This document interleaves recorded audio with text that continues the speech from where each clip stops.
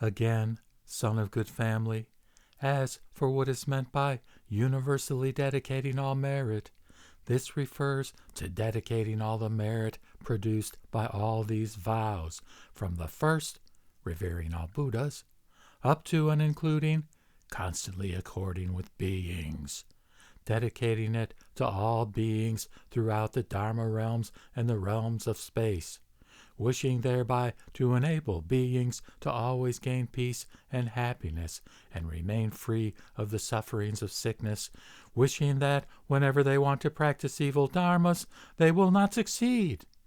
wishing that the good karmic actions they cultivate will swiftly succeed, wishing that the gates to the wretched rebirth destinies will become closed to them, wishing that the right road leading to human rebirth, deva rebirth, and nirvana will be revealed to them, wishing that wherever beings bring on themselves extremely severe sufferings due to having accumulated all kinds of bad karma, I may then substitute for them in experiencing those sufferings, and wishing thereby to enable all those beings to attain liberation and ultimately realize unexcelled bodhi. Such dedication of merit cultivated by the bodhisattva continues until the realms of space come to an end, until the realms of beings come to an end, until beings' karmic actions come to an end, and until beings' afflictions come to an end. These dedications of mine are endless.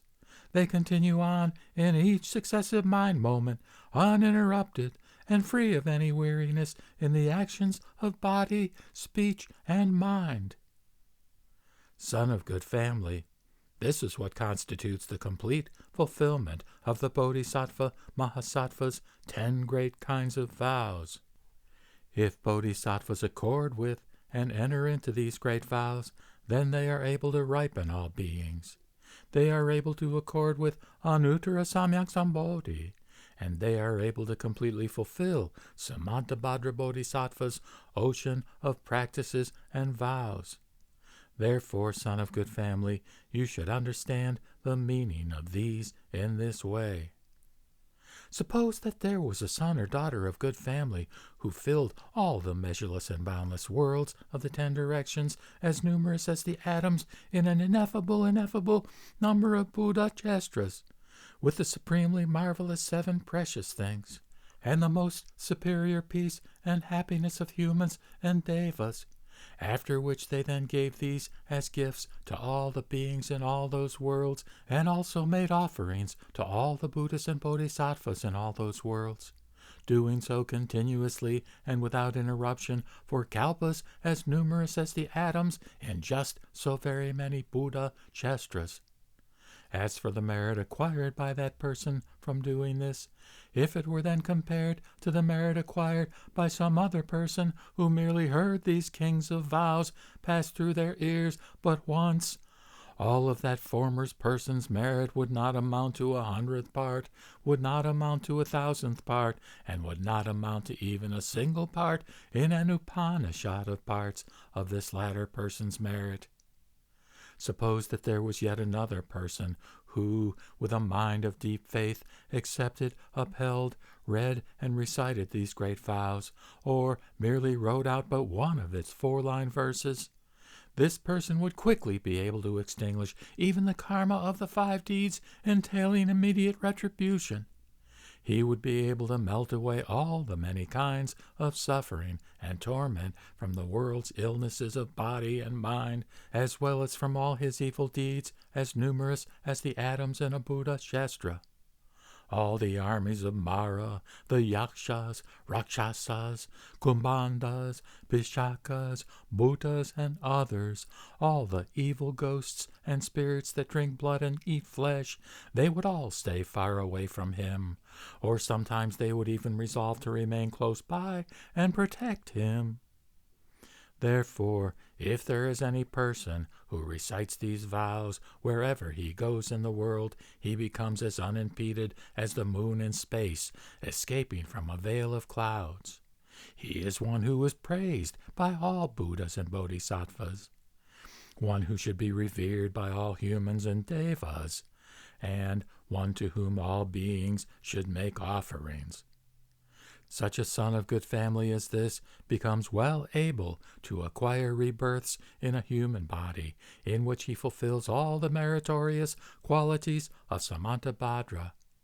Before long, like Samantabhadra Bodhisattva, he will succeed in swiftly perfecting a marvelous form body replete with the 32 marks of a great man. Wherever he is born, among humans or devas, he will always reside in a superior clan. He will be able to do away with all rebirths in any of the wretched destinies,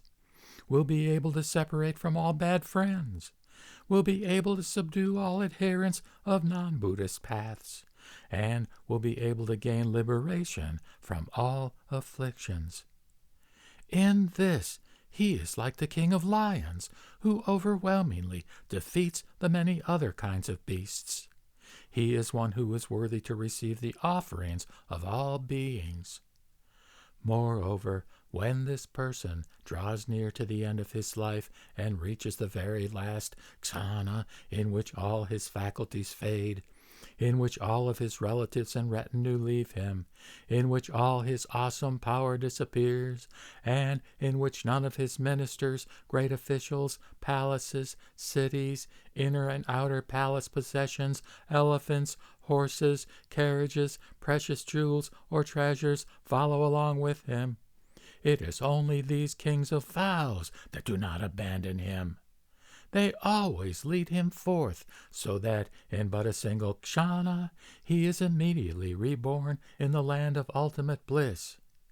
Having arrived there, he immediately sees Amitabha Buddha, surrounded by Manjushri Bodhisattva, Samantabhadra Bodhisattva, Avalokiteshvara Bodhisattva, Maitreya Bodhisattva, and other bodhisattvas, all of whom are possessed of the majestic physical marks and are replete with the meritorious qualities. This person then sees himself born in a lotus flower, receiving the Buddha's bestowal of his prediction. Having received that prediction, he then passes through countless hundreds of thousands of myriads of kotis of nayutas of kalpas, during which, in an ineffable number of worlds throughout the 10 directions, he uses the power of wisdom to adapt to beings' minds, and thereby benefit them. Before long, he will sit at a site of enlightenment,